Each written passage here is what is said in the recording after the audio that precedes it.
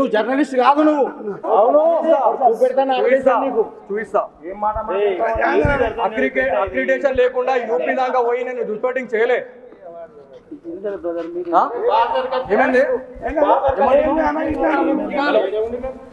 Sir? నమస్తే sir. Sir నా పేరు Balaji sir, signature studios journalist. నేను ఇది వరకు ఒక 1.5 year బ్యాక్ సుమంతిలో జస్ట్ ఒక 6 months బ్యాక్ సిగ్నేచర్ స్టూడియోస్ అనే ఒక ఛానల్లోకి వచ్చింది.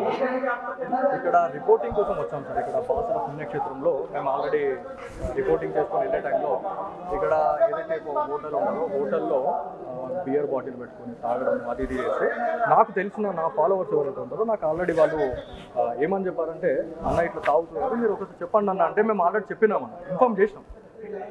మా హోటల్ కాదండి, నేను యాజ్ ఎ జర్నలిస్ట్గా నేను ఇక్కడికి వచ్చినా నాకు వాళ్ళు చెప్పిన తర్వాత ఎడబెడుతున్నా కెమెరా అయితే నేను ఆల్రెడీ ఇప్పించిన తర్వాత కూడా 1 hour మేము వెయిట్ చేసామండి.